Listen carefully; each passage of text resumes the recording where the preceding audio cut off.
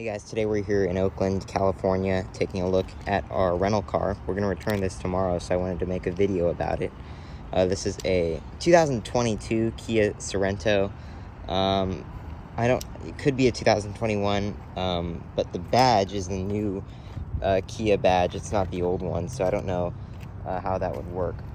But this is our car rental, and it's very nice. I think this car would kind of, if you're looking for an SUV, if you have a lot of children or a lot of people to carry around, but you don't want to spend the money on a full-fledged Kia Telluride, you can buy this. It's only $30,000 base. Obviously, you can extend the options with leather and stuff, and this can be optioned out to $40,000, but this one is very, very base. It has the basics, and that's all it has. So we'll go ahead and get into it. First, before I get into the actual car, let's take a look at the key fob here. You can see it is a rental car, but you can see your key here. It's very nice feeling, very premium feeling, very heavy. It is switchblade style, which is cool. One thing we'll notice is that this car isn't a keyless go. This is actually, you have to insert the key like a old car. You have your lock, unlock, and then your panic. So very, very nice there. So up front you can see your LED. Well, I don't know if these are LED or xenons, but you can also see your LED daytime running lights.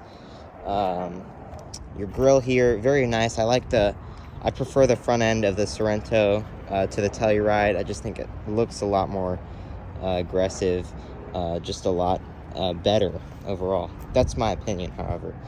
You can see, oops, accidentally pressed the lock button. You can see here the kind of aluminum down here, and on top on the grille, kind of surrounding the grille, and then you have your diffuser and your black plastic down there. The rims are 17-inch rims, and the tire size is 235 65 R17s. Yeah, so yeah, these are 17-inch rims. The rims are okay looking. They don't look special or anything. I keep locking the car. There we go. Anyways, they don't look special or anything. They're just regular rims. Here are your mirrors. They are white on the top and black on the bottom. Then they have the turn indicator built in, so that's very nice.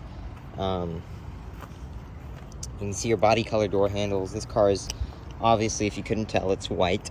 But you have your body color door handles, and then oh my gosh. That is a mistake on my part. I'm going to put the key in my pocket now. Same rims back here.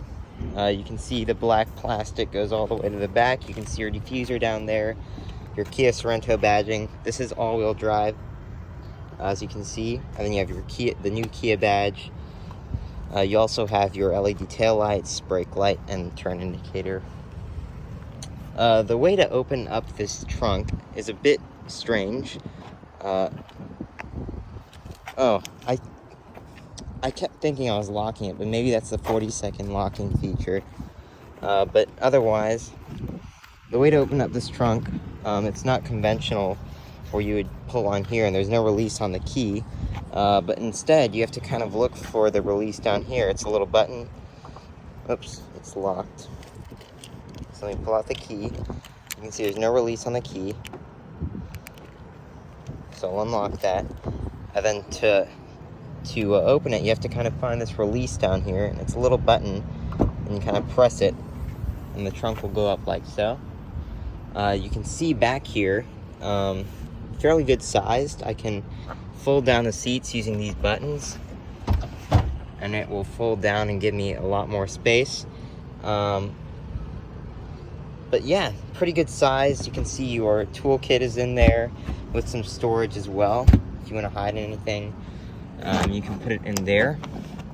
You also have a little hook there, and And this is third row, so I will go over that. To pull the third row up, you just pull on this little lever here. And I'll do that on the other side as well. And we will check out the third row. Even with the third row up, you still have a ton of trunk space back here. Oh, good size for what it is. We'll go ahead and close this up and hop into the back. And before we actually get in, I'll pull up. Oops. Hang on. Yeah, I don't know how. Yeah, there you go. Okay.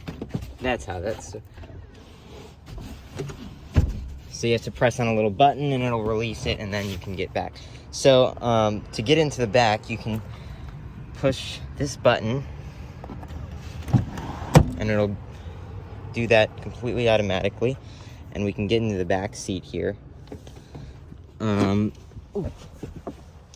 then I'll close the door here. I can pull the seat back forward. And I'll get in on this side so you can show, so I'll show you what it's like when it's fully back. And you can see I have pretty good leg room. I'm like 5'7", 5'8", and I have pretty good leg room. Thigh support is pretty bad. You can see my knees are actually sticking up. But again, it's a third row. There's like a big thing of tape back here. That's kind of weird. But back here, as far as amenities go, obviously you have seat belts. You have a storage container in here with a cup holder, little panel here, no AC back here, but you can see your little window that you can look out of. And other than that, there's not much back here. There are child seat anchors, which is nice, but other than that, there's not too much back here. So if you are a rear seat, if you are in the third row and you want to get out, you can just press this button and it will go forward, and then I will get out of the car. And then to put this back, you can't do it with the buttons, like they won't work. You'll see it won't work. So we'll just use that. You can see there are manual seat availability. There is manual seat availability here. But I'll get into the car, close the door, and I'll move the seat back. You'll notice that this car does have operational seats. I can pull on this and move the seat back and forth, which is nice. And then I can also use this lever here to move the backrest, which is nice. So if you want to recline, you can. So that's a nice feature there. Let me close this center console in the glove box. We actually had another Kia Sorento, and it was like a 2021 or a 2020, and that one got broken into. That rear window was broken, and we had to exchange, and we got literally an identical one. The only thing that was different was the badging. The badging was different. That's the only difference. But in the back seat here, I have plenty of leg room.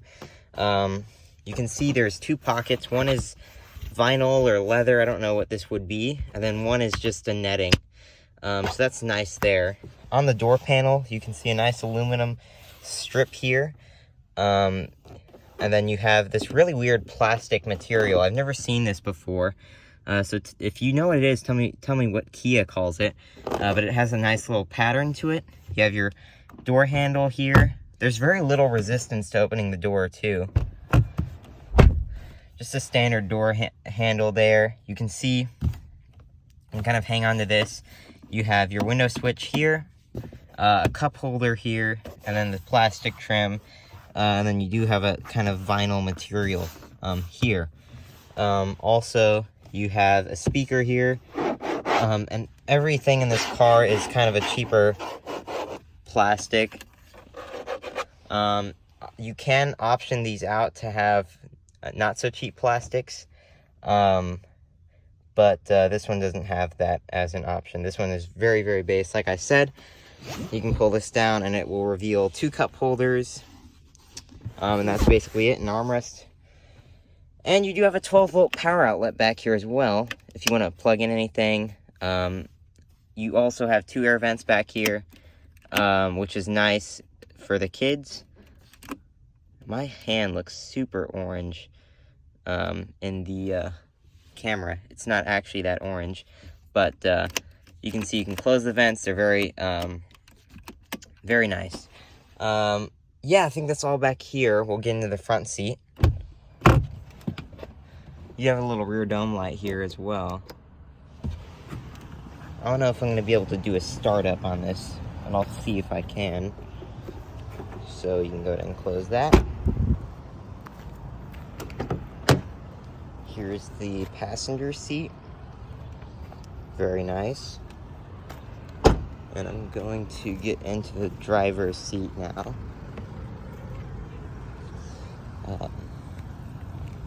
Really quickly, there is no keyless access to this car. Again, it's very base. But even a base Toyota would have keyless access. So I do kind of find that weird that this car does not have that. But in the front, it's kind of pushed forward. But you can see a very, very nice look to this cabin. I really like the steering wheel, the door panel, the center area here, the center stack. Everything looks very, very nice. Now, does it feel nice? Yeah. So we'll go ahead and get into that. There is a fire truck there. Well, let's go ahead and get into it. So on the door panel, unlike the back seat, this is kind of a rubberized, softer material, which is nice that they do that. So it's very, very soft here. Then down here, it's just hard touch plastic. You can see, again, that same rubberized. I don't know if this is leather or if it's just rubberized material. I don't know. I doubt it's leather. You can see your window switches. All of them are just regular power window switches, except for this one. This one is actually, this one is actually a automatic window. So only the driver gets an automatic window. At least somebody gets an automatic window. As far as the switches up here go, you have power mirrors, and you can control it there. And then you have your lock and unlock, which is nice. You have your AC up here. Same kind of rhombus-shaped vents. And then you have I think that's your parking brake down there. Yeah. You have your parking brake and you have your hood release down there as well. Your gas and your brake and your gas. You also have floor mats in this car with Sorento imprinted in them. I'm not sure if you can see that. Very, very nice.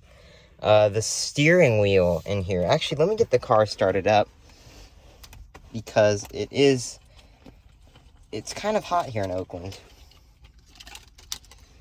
I'm not going to start it up completely.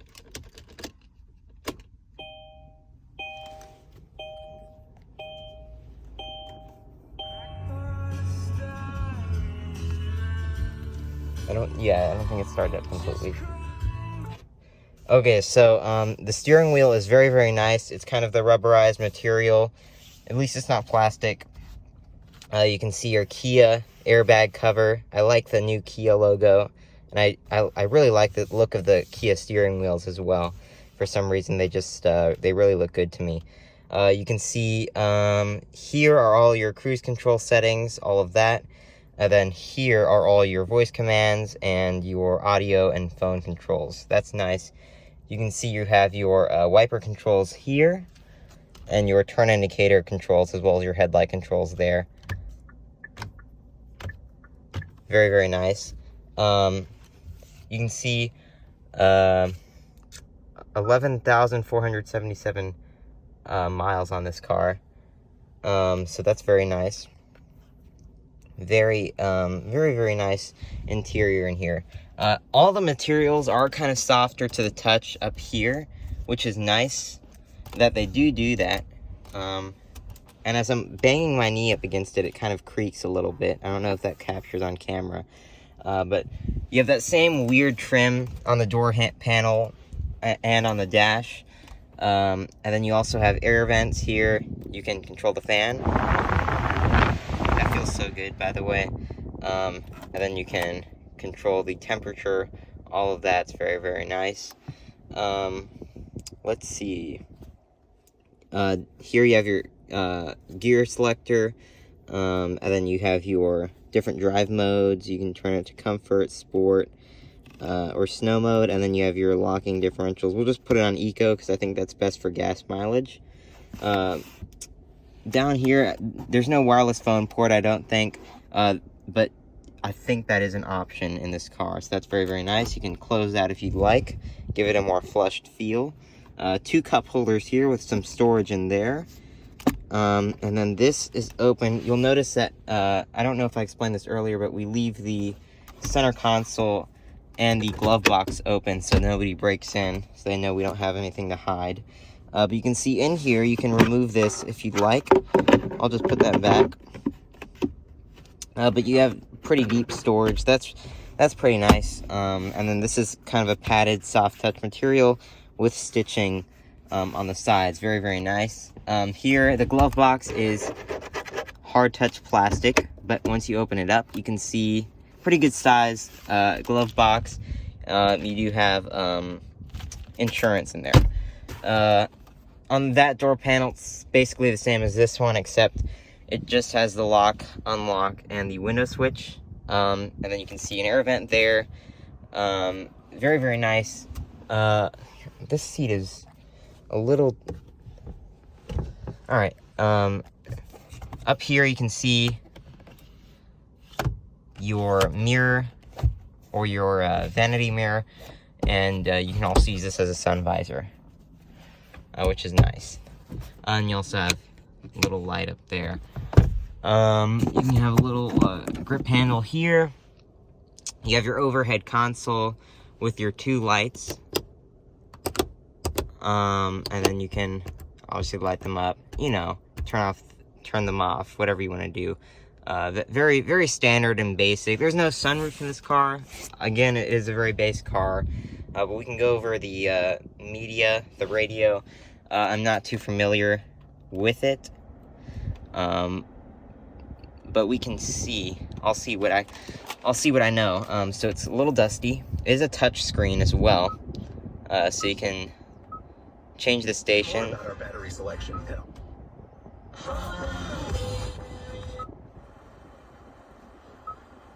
You can go to your phone controls, all menus here. Let's see what they have. So they have quiet mode. Wait a second. Oh, so that's nice. That's maybe, that might maybe be for like longer trips or something. You can see all menus again. You can go to your owner's manual with your phone. Very, very nice stuff. I don't think it's probably not the best in the business. But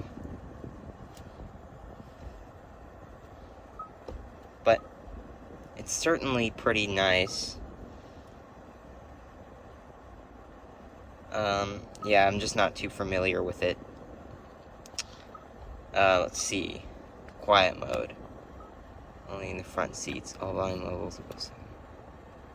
Okay, so that's really nice in case you have kids or whatever. You can use that. If that's what I'm thinking it is. It's only going to play the volume in the speakers up front. So let's go ahead and see what that's like.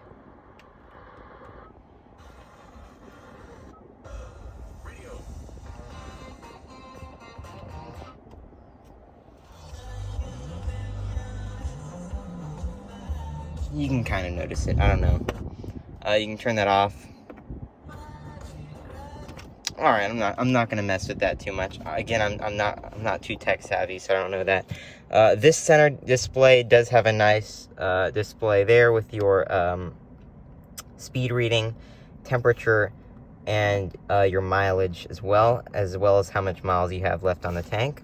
And then it also has the gear that you're in. You can see your tachometer and your speedometer there as well. Other than that, there's not much else in this car. You can see the little toll transponder up there. Just a very nice car. Again, like I said, this car would probably be catering to somebody who wants